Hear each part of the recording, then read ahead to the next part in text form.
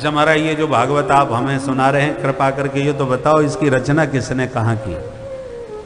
तब परिचय दिया।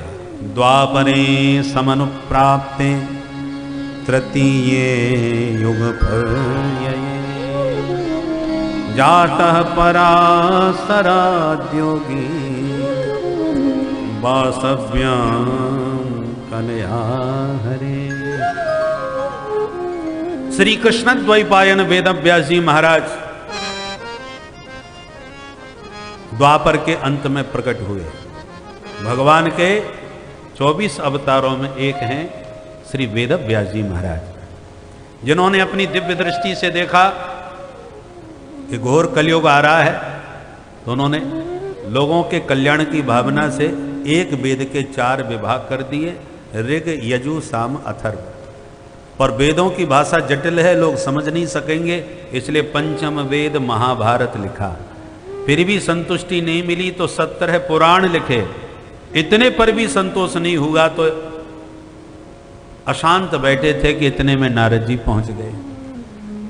नारद जी को देखते ही प्रणाम करके उनका विधिवत पूजन किया। पूजे आमास विधिवत नारदम सुर पूजितम। नारद जी ने जब व्यास जी का मुखमंडल देखा तो प्रश्न किया, अरे पाराशर जी ऐसे परेशान क्यों बैठे हो, क्या बात हो गई? पाराशर्य महाभाग भवतः कच्चिदात्मना परितुष्यते शारीर आत्मा मानसेव भाव। पराशरस्य अपत्यम पुमान पाराशर। ये पराशर ऋषि के पुत्र हैं, इसलिए व्यास जी को पाराशर कहा जाता है। तो ये पाराशर अध्यात्म पीठ का मतलब ये ना समझिए कि हमारी पीठ है, ये व्यास जी महाराज की पीठ है। और वृंदावन में सब व्यास बनने के लिए ही आते हैं, व्यास पीठ पर बैठने के लिए, व्यास गद्दी पाने के लिए, व्यास बन करके व्यास गद्दी का अधिकारी बने।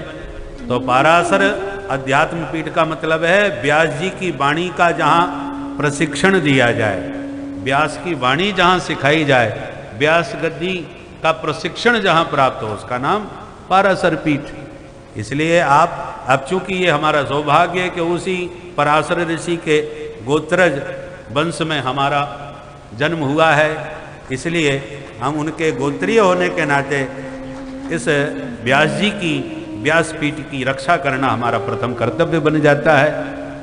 इसी उद्देश्य को लक्ष्य में रख करके आज हम लोग ये आयोजन कर रहे हैं।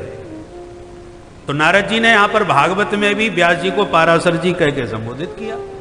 पाराशर्य महाभागा, अरे आप तो बड़े भाग्यशाली हो, आपने इतने इतने बड़े ग्रंथ लिखे, फिर मुंह लटकाए के क्यों बैठे हो? व्यास जी बोले, नारद महाराज यही तो समस्या है कि मैंने इतने ग्रंथ लिखे फिर भी मन को पूरी तरह संतुष्टि प्राप्त नहीं हो रही, अब कमी क्या रह गई ये समझ में नहीं आ रहा। नारद जी बोले, वो हम बताते हैं, बताओ महाराज। नारद जी बोले, व्यास जी आपने ग्रंथ तो बहुत अद्भुत लिखे हैं, पर किसी ग्रंथ में गोविंद के गुण नहीं गाए।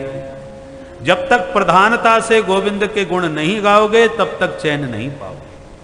परमहंस जो संत होते हैं वो भगवान के गुण गणों का मोती ही चुगते हैं, वायस तीर्थ में विचरण नहीं करते।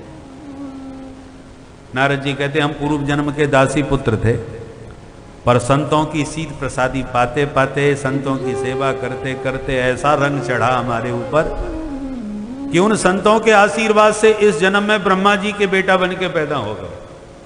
पर संतों ने जो लगन लगाई भगवान नाम की, वो लगन हमारे भीतर ऐसी लगी कि ब्रह्मा के बेटा बन करके भी हम निरंतर गोविंद के गुण गाते रहते थे।